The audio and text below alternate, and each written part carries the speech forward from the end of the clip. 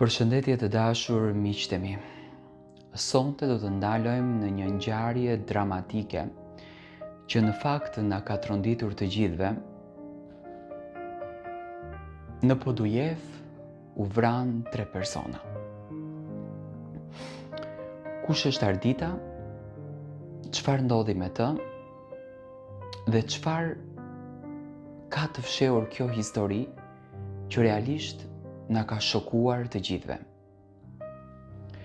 Unë kam bërë në fakt një kronologji të ngjarjes për të dhënë edhe një lloj shpjegimi në mënyrë pak më të detajuar për të gjithë ato shqiptarë që janë në pikpyetje se çfarë po ndodh me shoqërinë tonë, çfarë po ndodh me këto femra që vetëm po vriten dhe po humbin jetën.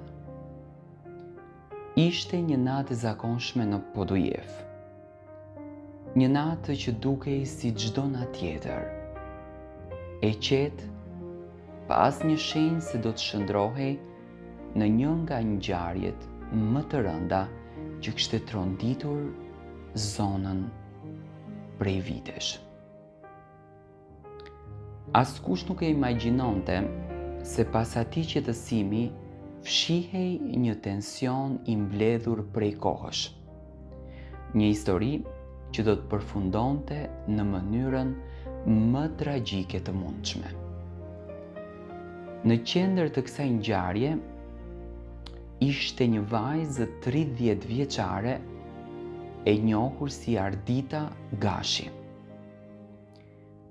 Një emër që deri atë natë në Podujev dhe më gjërë nuk kishte tërhequr vëmendjen të veçantë, por që brenda pak orësh do të përmendej nga të gjithë, në çdo shtëpi dhe në çdo media.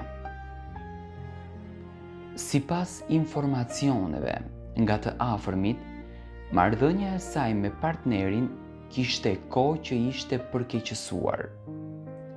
Kishte debate, kishte mosmarrveshje, ndarje të her pas hershme. Por askush nuk e kishte menduar se gjithçka do të përfundonte në gjak.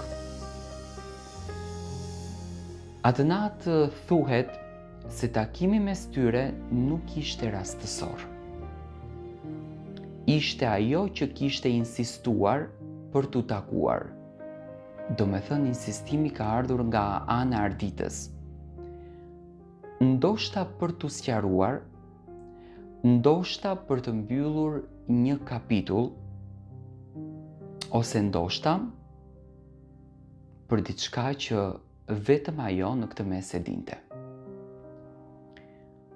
Takimi që duhej të ishte një bisedë u kthye në një përplasje jashtëzakonisht të ashpër. Fjalët u ngritën në ton, emocionet dolën jashtë kontrollit dhe në një moment gjithçka ndryshoi përgjithmonë. Një armë e zjarrit, një vendim i çastit edhe një jetë u shua. 43 vjeçari mbeti i vrarë në vend. Do me thënë, Ardita ka qenë e dashuruar me një djalë 13 vite më të madh se ajo.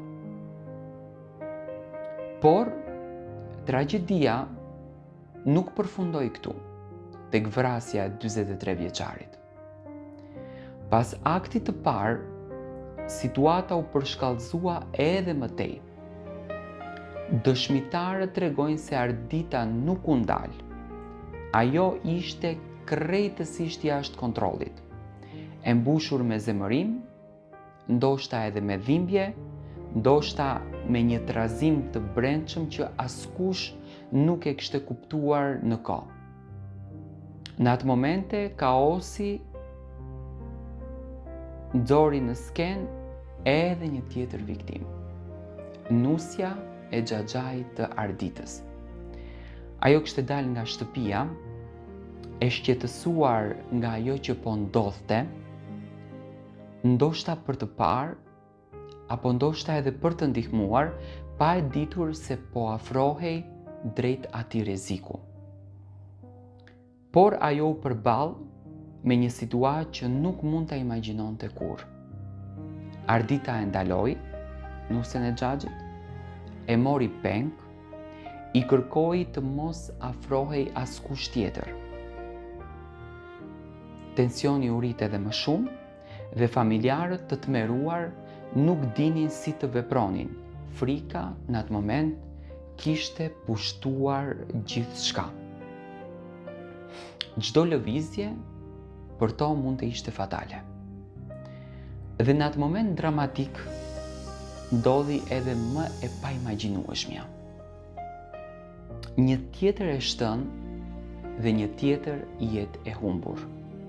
2 viktima tashmë dhe një situatë që kishte dalë krejtësisht jashtë kontrollit.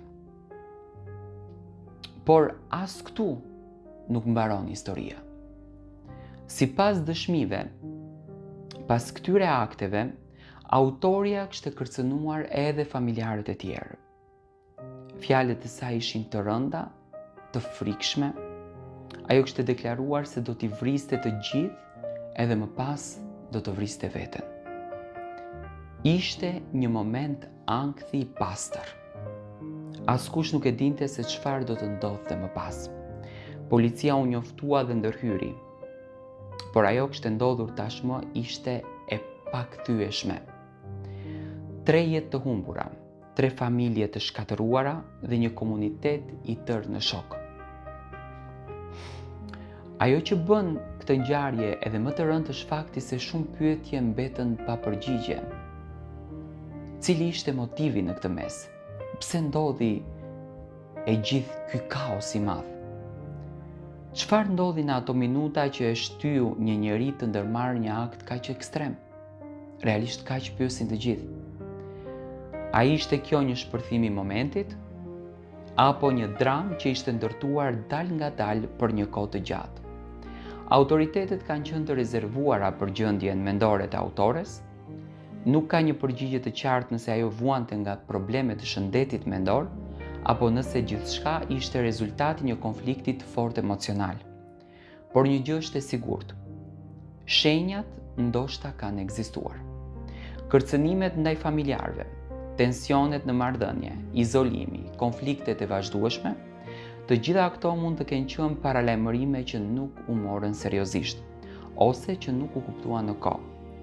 Sot Podujeva nuk është më e njëjta, banorët flasin me zë të ulët për atë që ndodhi, frika dhe tronditja ndihet në çdo cep. Një ngjarje e tillë në histori nuk mund të harrohet lehtë. Dhe mbi të gjitha mbetet dhimbja e familjarëve që humbën të dashurit e tyre. Mesazhi im për këtë histori është që le të jemi pak më komunikativ me fëmijët tanë, le t'i kuptojmë brengat e tyre, le t'i kuptojmë dhimbjet e tyre, të mos t'i gjykojmë për gabimet që bëjnë, sepse Ardita mund ta ketë quajtur veten dhe gabim që ky zotëria e ka lënë, dhe le t'ju qëndrojmë pranë sepse ankthi dhe depresioni nuk kanë gojë që të flasin. Atë ne e kuptojmë vetë.